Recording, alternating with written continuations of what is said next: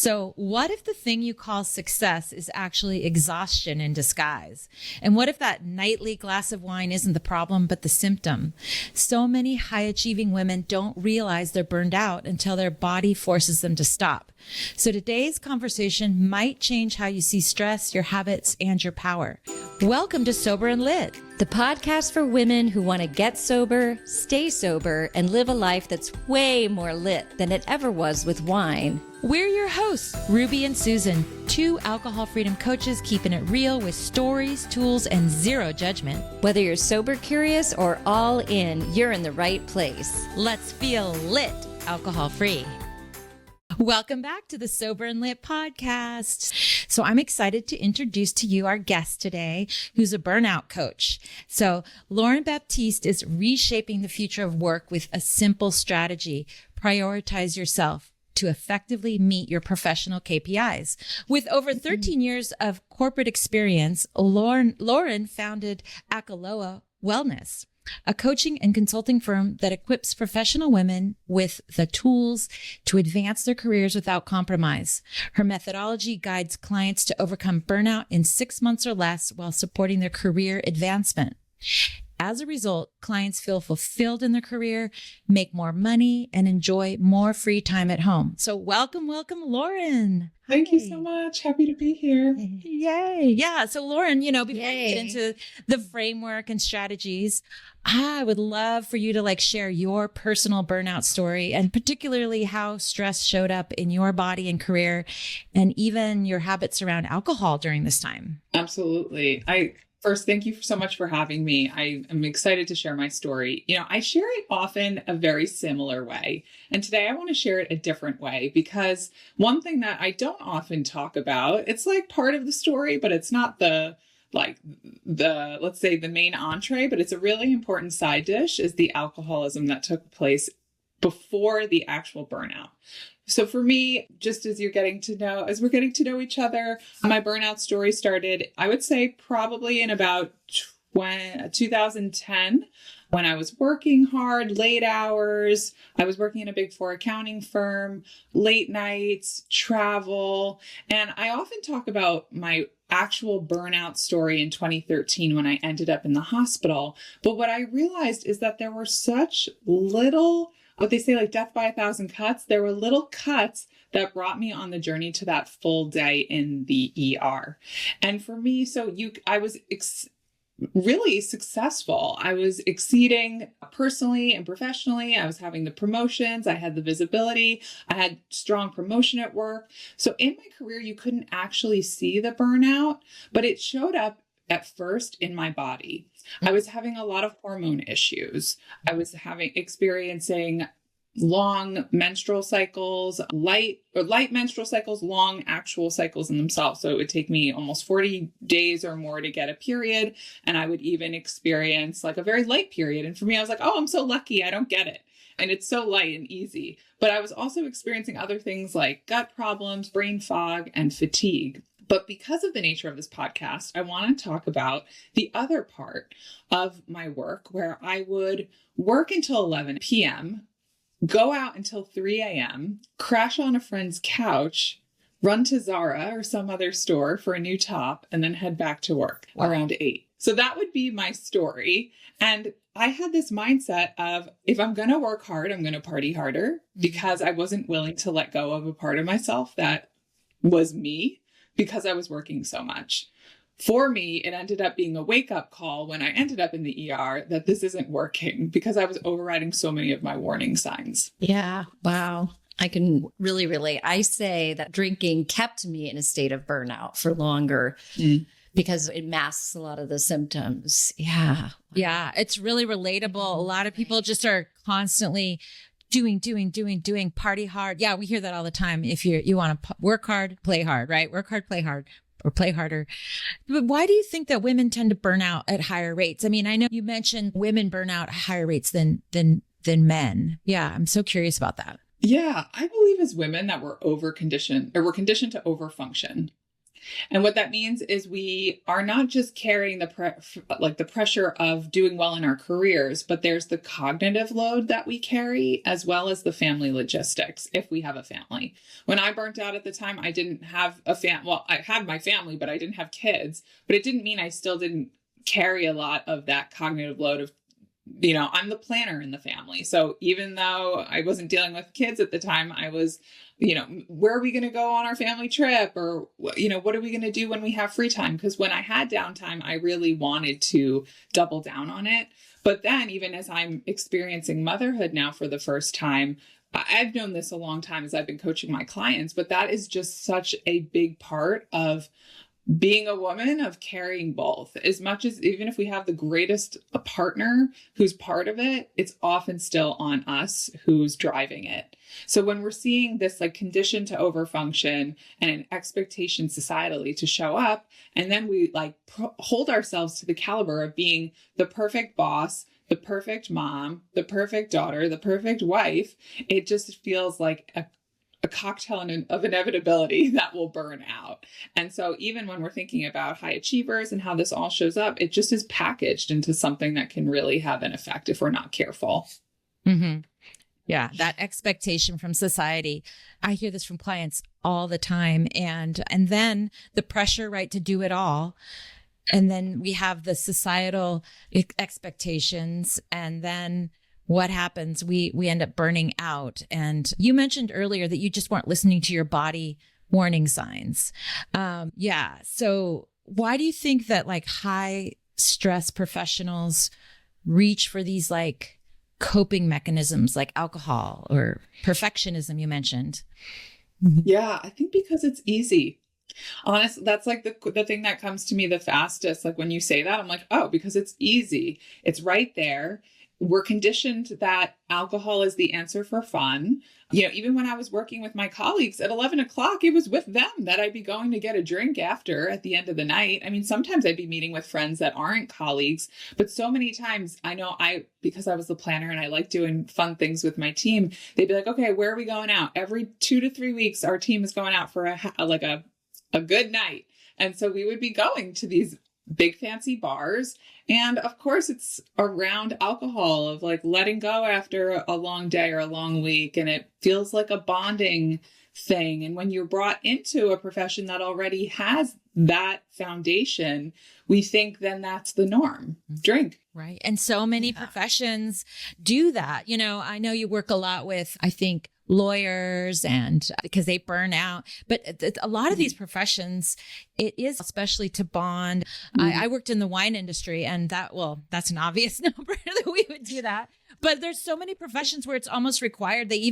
I've heard that they even have bars in their offices. Yeah. It's so it's kind of it does go together, this burnout or wanting to continue to work, continue to party, continue to, be on the ball. Yeah. Yeah. You'll see these in-office bars where they have different taps. It's beer and then cold brew. So you have your coffee and your beer and you're and then a seltzer and you're okay, I can just keep going. Stay hydrated. Speedball back and forth.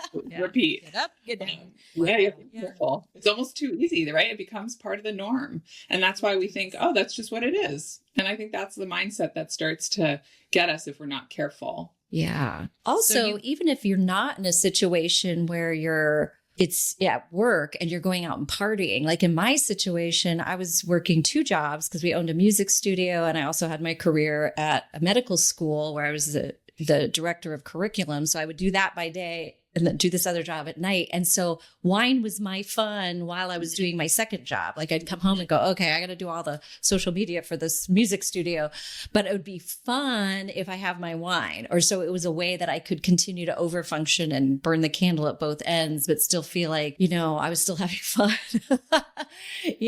Absolutely. I feel wine and women, right, that's also been so normalized. So just oh, I need a glass of wine. And how many of my clients come to me and they say, I'm well, how do you deal with stress right now? And they're well, I go home and I open a bottle of wine and I, either cozy in front of the TV or in front of my laptop and keep going. Right. So it's not that we even have a full break, but it makes us feel oh, I have this like Right. calming elixir to chill me out. It almost feels like it's medicinal when we hear Right. people talk about it.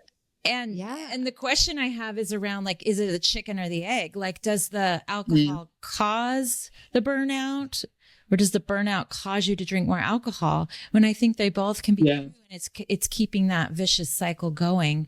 Right. Because, we know Susan and I are alcohol coaches, and alcohol, you're not getting a good night's sleep. Then you're waking up, not 100% rested, feeling good, and they'll make you burn out even faster because you have anxiety, and it just makes it go much faster, and then you need more, tolerance increases. But absolutely. Yeah. Well, when did you the science behind it? Right. Yeah. When did you personally recognize that, your coping habits or this burnout way of life, just wasn't working for you? And how did you make that shift? Yeah, for me, I realized when it came in different ways, but I would say it was mostly when I was like miserable all the time. And I noticed I would come into the office miserable, grumpy, frustrated, and I didn't even turn my computer on. I wouldn't want to talk to anybody. I would just kind of walk in, get to my computer and do the thing. And maybe I was partially hungover. Maybe I was just still tired, as you mentioned just now. I just noticed that it wasn't really helping me. And that's where I was like, okay, so then what's the point?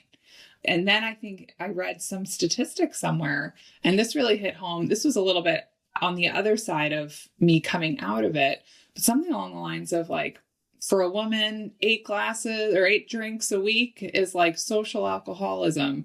And I was like, wow, I'm drinking about like 15, because it's so easy to grab a drink or two with a friend for a dinner. And then you go out later, or the weekend, you can hit 6 or 7 drinks in a night. And I was doing the math, and I was like, wow, this math isn't mathing. Like, I really need to chill. Like, I need to cool it, because this is not really working for me. So I think that was kind of a mix of the burnout itself, but then even the recovery from burnout, that I was like, yeah, something has to change, because I'm just going to head right back into that same direction if I don't do something differently. Mm-hmm, mm-hmm. Yeah. Yeah. So you notice this, and then how did you shift towards healthier patterns?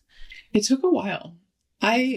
My story, when I tell the burnout, there's like, okay, when I ended up in the emergency room, that's one thing, right? I can say, okay, I thought I was having an allergic reaction. It actually was a reaction to something my boss said. I ended up in the ER 2 days in a row. And I was like, okay, that's one thing.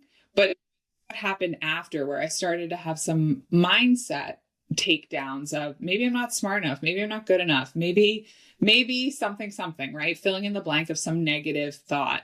And that was really starting to take me down. So as, I noticed then that like the ways of being that got me to that point, I was like, something's broken in the process. And in order to feel better, I needed to take it like one step at a time to recover. Mm-hmm. Mm-hmm. Yeah. So that is your philosophy, is to start just somewhere really small and, incremental tiny habits. So tell me a little bit about how you work with clients to take little small steps. Burnout is very complex, especially when clients come to me, they'll say, I'm the only one in the world experiencing this, or at least that's the energy they'll give to me. Like, no one else feels the way I do. No one else has experienced what I have. And with a lot of love, I'll be like, well, the good news is I actually have experienced this, not only in myself, but in like the hundreds of clients that I've coached over the years.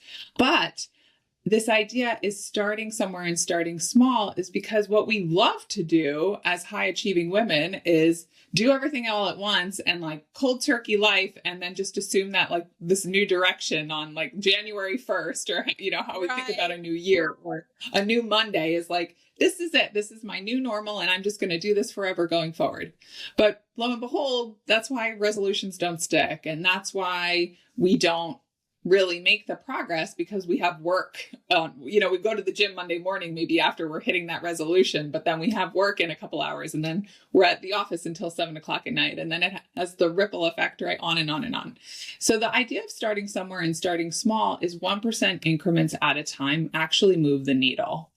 If we decide, even some of my clients, after the end of our first session, I mean, we talk about a lot of things, but I always say to them, so what's the thing that you want to take ownership of between now and the next call? And it might be as small as drinking more water. It might be as small as turning off my phone at 9 o'clock. It might be as small as I make my bed in the morning, or I tell my partner what I'm grateful for before, in the evening at dinner time. It's these small things that move us in the direction forward, because we need to replace the hit, like that quick hit of a buzz or, that satisfaction we get from something like alcohol. And we need to transpose that into a healthy coping mechanism.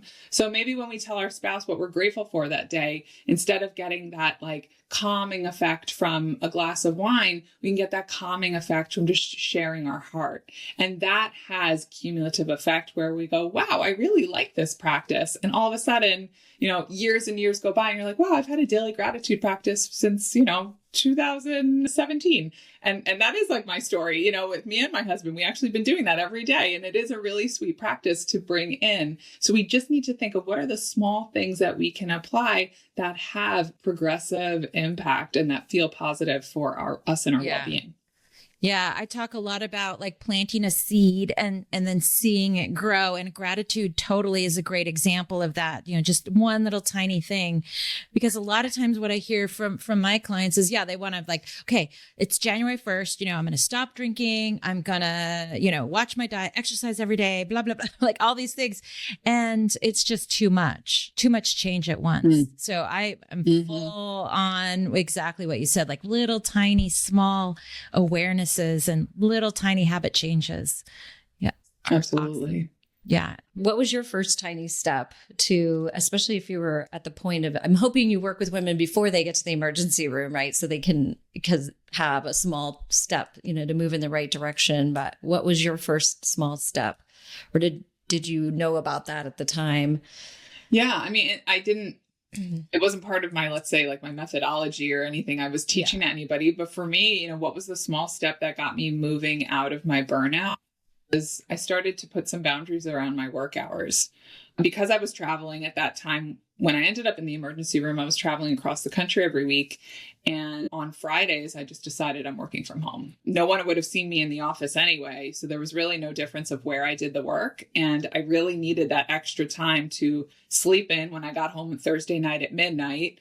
And no one was seeing me on Friday. And then just to not have to like doll up and do the whole thing saved me time where I can get a little bit more rest. I could do my laundry as I was doing my work day, because I'd be on a flight really like Sunday night before I knew it. And so I could either be doing my laundry during my personal time, or I could be doing it during my work time and get all the things done. And that was a really small step that moved me in the direction of being able to communicate effectively what I needed so that work could get what they wanted and I could get what I needed and have that like symbiosis.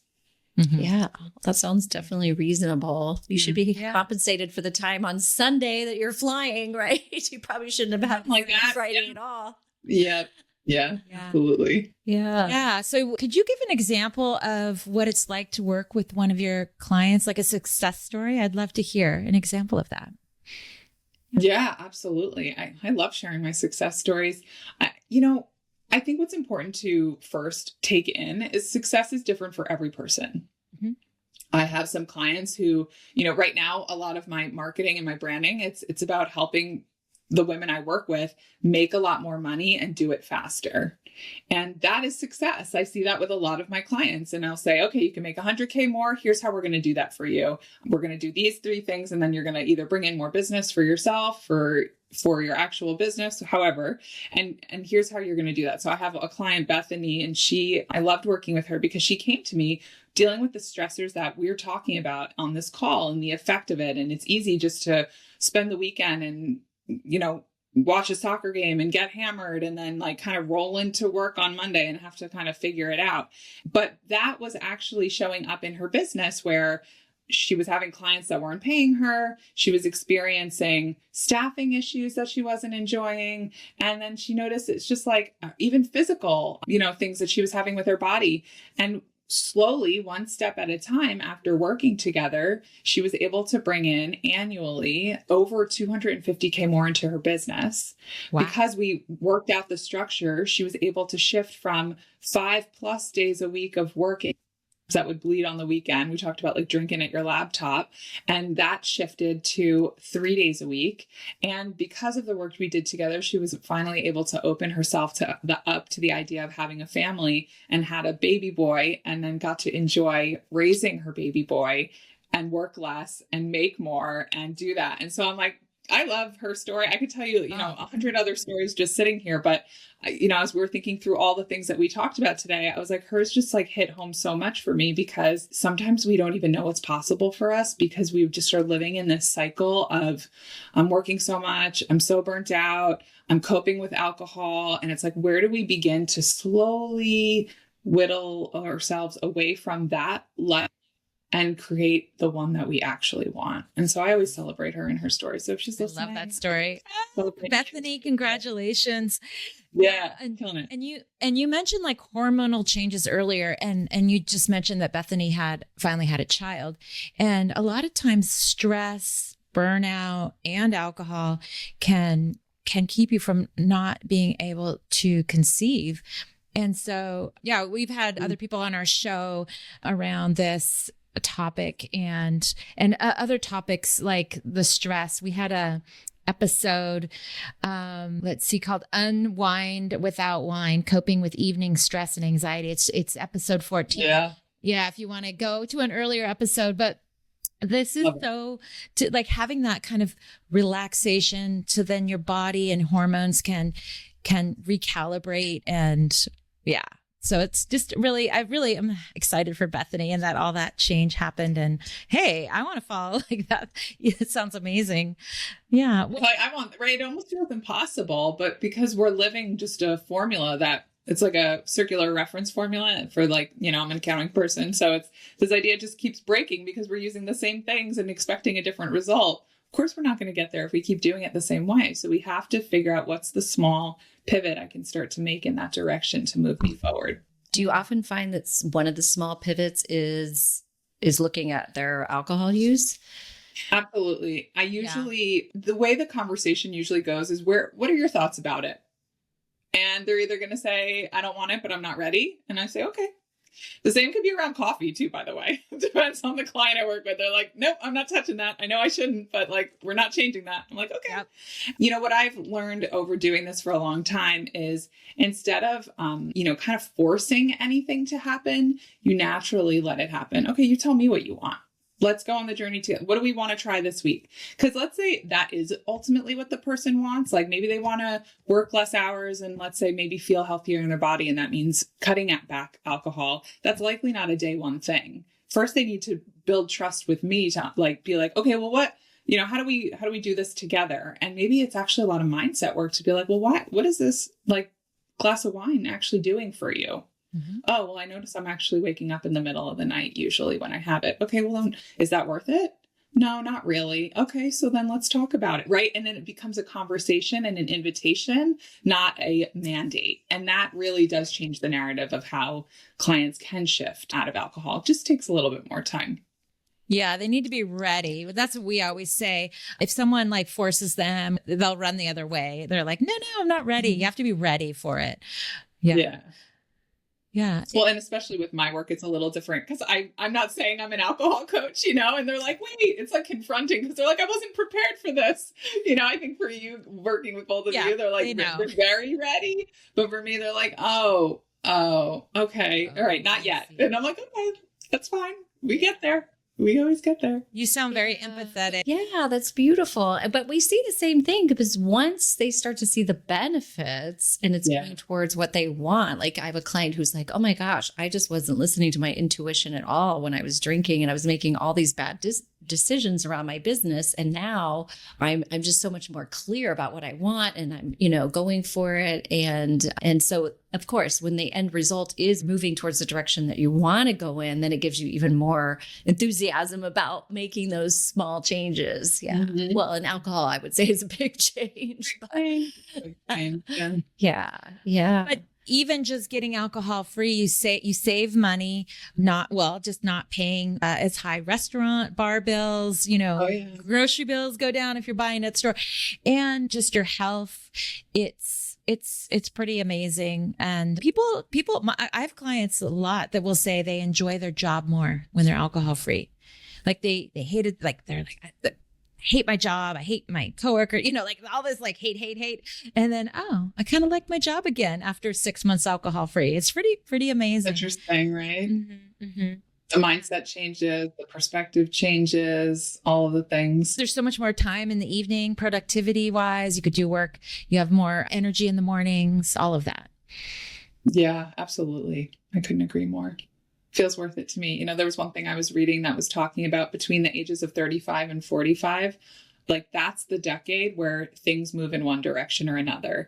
Like if we're not taking care of ourselves, we can notice then this is when we start to have chronic illnesses when we're in our late 40s, 50s, 60s, 70s. It's not because something happened when we were 72. It's like, no, it happened when you were 42 and you just have let it continue to be a pattern for your life. Or you can take advantage and say, okay, I'm going to change that now. So let's say you're in that range and you're like, wow, that's a powerful statistic. I have power now. Great. But if you are older than that and you're like, you know what? Is it too late for me? No. I always say the best time to plant a tree, they say it was like 20 years ago, right? That adage, but the second best time is today. So even if you're 55 or you're 60 and you're like, you know what? I don't need to drink anymore. Or like, what would it be like if I reduced my consumption? And use it as an experiment. Play and see what happens. That's how I always think about it. I love it. Well, if you could give one message to a woman listening right now who's exhausted, overworked, like feeling burnout, what would you want her to hear from you? Yeah, I always like to say two things. Like, if you're feeling that way, just know that you don't have to anymore because you can do something different. And the second thing is, but you have to decide to. You have to decide for it to be different.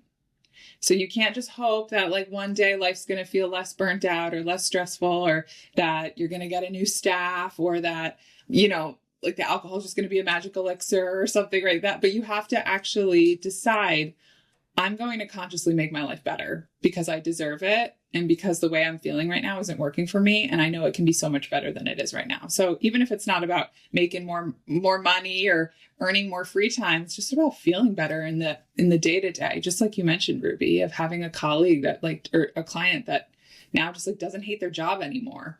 It could be that easy. That could be enough motivation for somebody to be like, yes, I need your help.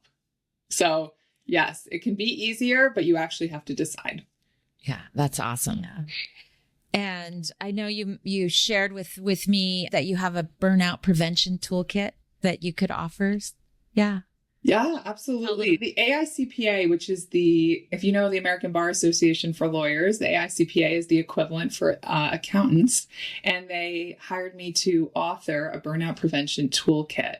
In this toolkit, there are different resources for individuals, for managers, and then for firm owners or business owners, as well as for the profession. So you don't have to be in accounting to get a lot of value from this. It's tools that can apply to hard workers, office workers, late night workers, type A professionals who really just want a better way of operating. And it's a great resource that's been getting a lot of accolades in the past month since it launched. So it's definitely a great resource if that's something you'd like to get your hands on. I'll share the link with Susan and Ruby that you can get access to it as well. Yeah. Yeah. Well, we're getting close to the time, but is there anything that you really wanted to share on this podcast recording that you haven't got to yet? I mean, I could share a little bit. I think a nice little teaser of what's coming up in the world of Baccalaureate wellness. So in addition to the burnout prevention toolkit is really getting access and support to take it to the next level. Yes, it's great to have a handout of what to do when we're stressed or just to be aware of our stress. But what do we do now that we're aware of it? and we feel like we need a little bit more. What I'm creating and launching in 2026 is a course called Retained by Choice. And in this course, it's actually giving professionals the tools to learn how to manage their stress. It's the tools to set healthy boundaries, like I talked about earlier, with how to position yourself in your job, to manage your time better, to understand the tendencies that have you overworking, overfunctioning, over drinking, overdoing it, and finding ways to do it better. And I'm really excited because this is going to be just really beneficial for so many people. So that is something that I'm really excited about and passionate about, and I'll be working on throughout 2026 to make sure that I continue to create impact. Thank you for doing this work for women who are burned out. I was definitely there, and I'm just really relating to everything, that whole just survival mode. And there is so much hope. I like that you said that. And then once you decide you want to feel differently, then yeah, it might be starting with alcohol. You know, Susan and I talk about like the big domino for our clients who oftentimes are in burnout. It's the alcohol piece that we deal with first, but then then they want to make more money, or they want to, right? And then, one piece at a time. Absolutely. One piece at a time. And that's where it's fun. Cause I'll do, as you mentioned, like a lot of the one-on-one coaching.